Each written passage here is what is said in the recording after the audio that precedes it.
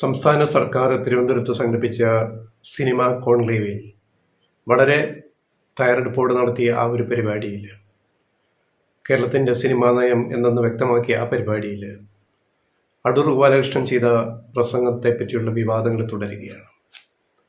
പലരും പല രീതിയിൽ പ്രതികരിക്കുന്നു. അപ്പോൾ അതേപ്പറ്റി ഞങ്ങളിന്ന് നോക്കുമ്പോൾ അതിലേറ്റവും പ്രസക്തമായ ഒരു ഫേസ്ബുക്കിലൊരു പോസ്റ്റ് എൻ്റെ ശ്രദ്ധയിൽപ്പെട്ടു. അതിലെ ചില വരികൾ വായിക്കുക. ഒരു നീണ്ട പോസ്റ്റാണത്, മുഴുവൻ വായിക്കുന്നില്ല. അതിൻ്റെ സ്ക്രീൻഷോട്ട് കാണിക്കാം പ്രേക്ഷകർക്ക് വേണ്ടി. അല്ലെങ്കിൽ ഫേസ്ബുക്കിൽ നോക്കിയാൽ നമുക്ക് കാണാൻ പറ്റും. മാധ്യമ പ്രവർത്തകനായ നിസാർ മുഹമ്മദ് ഇട്ട പോസ്റ്റ്. അതിൻ്റെ ആദ്യ 1-2 പാരഗ്രാഫ് വായിക്കാം.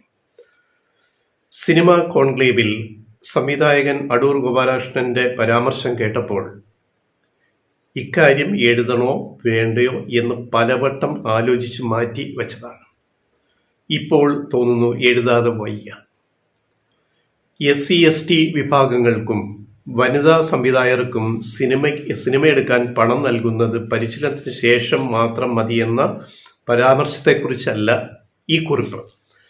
അത് ഗൗരവമായ മറ്റൊരു വിഷയമാണ്. അതേക്കുറിച്ച് അർഹതയും യോഗ്യതയുമുള്ളവർ പറഞ്ഞു കഴിഞ്ഞു. ഇത് വേറെ. ചാലയിലെ തൊഴിലാളികളുടെ ലൈംഗിക ദാരിദ്ര്യത്തെക്കുറിച്ചുള്ള അടൂരിൻ്റെ പരാമർശം സെക്സ് സീനുകൾ കാണാൻ വേണ്ടിയാണ് ചാലയിലെ തൊഴിലാളികൾ അന്താരാഷ്ട്ര ചലച്ചിത്രമേള IFFK തിരുവനന്തപുരത്ത് കാണാൻ വരുന്നതെന്നാണ് അടൂരിൻ്റെ വാദം. അത് കേട്ടപ്പോൾ ചിരി വന്നു. കാരണം ഇതാണ്. 2009 IFFK ഫിലിം ഫെസ്റ്റിവൽ ആണെന്നാണ് ഓർമ്മ. ആ വർഷം ലാർസ് ഫോൺ ട്രയർ സംവിധാനം ചെയ്ത ആന്റി ക്രൈസ്റ്റ് എന്ന സിനിമയും പ്രദർശനത്തിലുണ്ടായിരുന്നു. ലൈംഗികതയുടെ അതിപ്രസരമുള്ള ക്ലാസ് പടം. കമ്പി എന്ന് പറഞ്ഞാൽ പോരാ, ഉരുക്ക് തന്നെ എന്ന് ഉറപ്പിച്ച് പറയാം. കമ്പി പടം കാണാൻ വൻ തിരക്ക്. നിലത്തിരുന്നും നിന്നും ആൾക്കാർ സിനിമ കാണാൻ റെഡിയായി നിൽക്കുകയാണ്. ശ്രീ പത്മനാഭ തിയേറ്ററിലാണ് തോന്നുന്നു. സൂചി കുത്താൻ സ്ഥലമില്ല അവിടെ. സെക്യൂരിറ്റി കഥ കടച്ചു. ഒരു രക്ഷയില്ല. നിലത്തിരുന്ന് നിന്നും ഒക്കെ ആൾക്കാർ ഈ സിനിമ കാണാൻ ഇടിച്ചു കയറിയിരിക്കുകയാണ്. ആന്റി ക്രൈസ്റ്റിന്റെ 2ാം പ്രദർശനമാണ്. ആദ്യ പ്രദർശനം അത്ര ശ്രദ്ധിക്കപ്പെടാതെ പോയി. ഇത് ആന്റി ക്രൈസ്റ്റ് എന്നുള്ളത് കേട്ടപ്പോൾ അത് ക്രിസ്തുവിനെ കുറിച്ചുള്ള എന്തോ സിനിമയായിരിക്കുക. അത് പക്ഷെ ആദ്യം കണ്ടവർ പറഞ്ഞപ്പോഴാണ് അതിനകത്ത് സെക്സിന്റെ അതിപ്രസരമുണ്ട്, അതുകൊണ്ടാണ് 2ാമതും 3ാമതും ഷോയിൽ ജനങ്ങൾ ഇടിച്ച് കയറി. അന്നത്തെ ഒരു ഓർമ്മ പറയുകയാണ്. അപ്പം അത് കഥ കടച്ചു. അപ്പോൾ പെട്ടെന്ന് പുറത്തൊരു വലിയ ബഹളം. ആരോ ഇങ്ങനെ കഥയിൽ മുട്ടുന്നു. അപ്പോൾ ഒരാൾ ചൂടായി സംസാരിക്കുന്നു.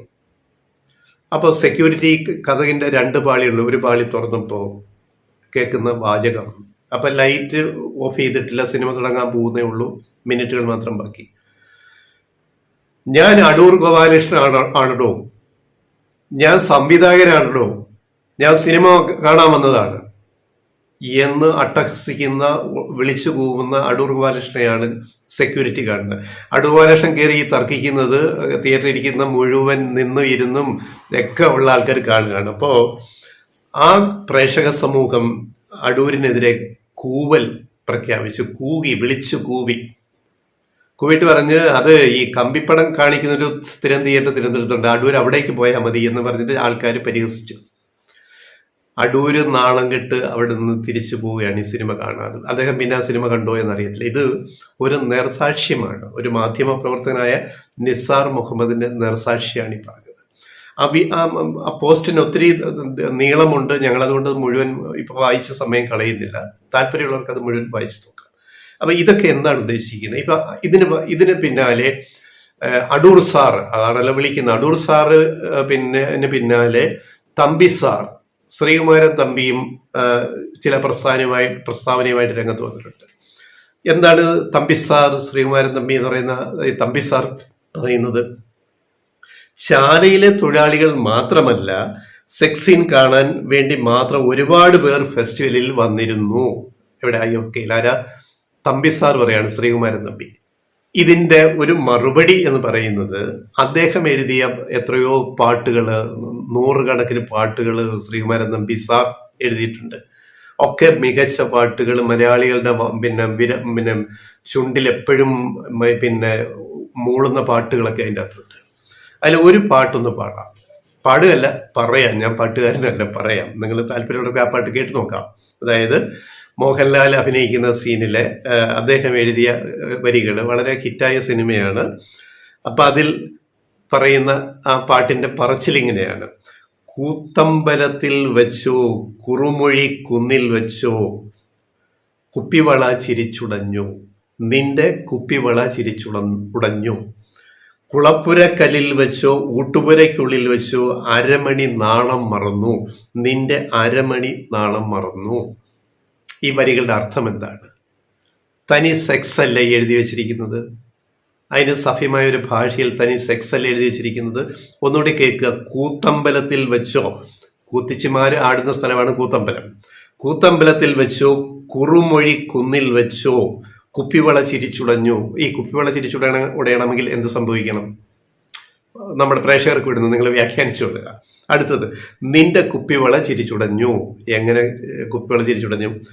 അതും പോരാ, അതിനപ്പുറത്ത് കുളപ്പുര കല്ലിൽ വെച്ചോ, ഊട്ടുപുരയ്ക്കുള്ളിൽ വെച്ചോ, അരമണി നാണം മറന്നു, നിന്റെ അരമണി നാണം മറന്നു. പറഞ്ഞാൽ ഊട്ടുപുരയ്ക്കകത്ത് വെച്ചിട്ട് പരിപാടി നടത്തിയെന്നല്ലേ അതിനർത്ഥം.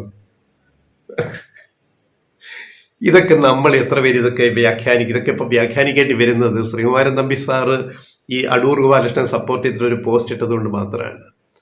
കമ്പിപ്പടം കാണാൻ എന്താ സിനിമയിലെ കമ്പിപ്പടം എന്ന് പറഞ്ഞാൽ എന്താ അർത്ഥം എന്നാണ് നമുക്കറിയാം. ഫിലിം ഫെസ്റ്റിവലുകളിൽ IFK ആയാലും ഗോവയിലെ IFI ആയാലും എവിടെ ആയാലും സെൻസർ ചെയ്യാത്ത പടങ്ങൾ വരുന്ന മേളകളാണ് ഫിലിം ഫെസ്റ്റിവലുകൾ. അപ്പോൾ അവിടെ സെൻസർ ബോർഡിന്റെ കത്രിക പൂട്ടില്ലാത്ത സീനുകൾ അതിനകത്ത് ഉണ്ടാവും. അതിനകത്ത് സെക്സ് കാണും, വയലൻസ് കാണും, എല്ലാം ഉണ്ടാവും.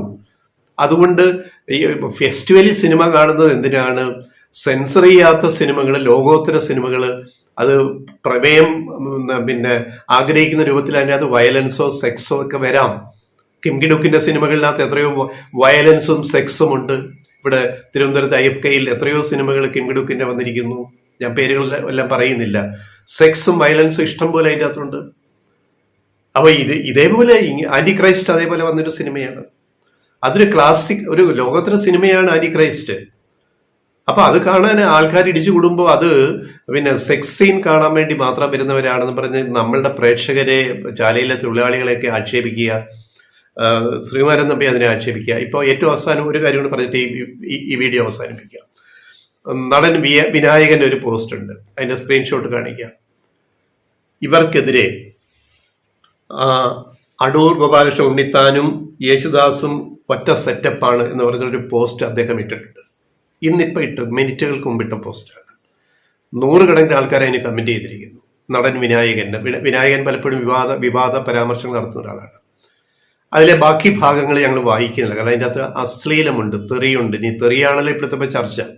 അത് പ്രേക്ഷകർ വായിച്ചു നോക്കുക. അത് അദ്ദേഹം ഉപയോഗിച്ച ഭാഷ അങ്ങനെ വേണമായിരുന്നു എന്നൊക്കെ ഉള്ളത് നമുക്ക് തർക്കിക്കാം. പക്ഷെ അദ്ദേഹത്തിൻ്റെ ഒരു പോസ്റ്റും ഇതേക്കുറിച്ച് വന്നിരിക്കുന്നു. നടൻ വിനായകൻ ഒരു സെലിബ്രിറ്റി കൂടി ആയതുകൊണ്ട്, പിന്നെ പിന്നാക്ക വിഭാഗത്തിൽ നിന്ന് വന്ന ഒരാൾ കൂടി ആയതുകൊണ്ട് അദ്ദേഹം അടൂർ ഗോപാലകൃഷ്ണൻ ഉണ്ണിത്താനോട് എന്ന രൂപത്തിൽ യേശുദാസിനും ഒറ്റ സെറ്റപ്പാണ് എന്ന് പറയുന്ന ഒരു വീഡിയോ അല്ല, FB പോസ്റ്റാണ്. അതും ചർച്ച ചെയ്യട്ടെ സമൂഹം.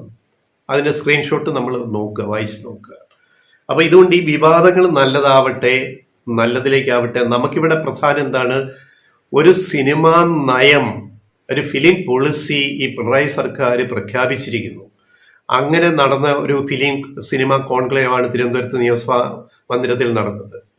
അത് വളരെ ഫലപ്രദമായിരുന്നു.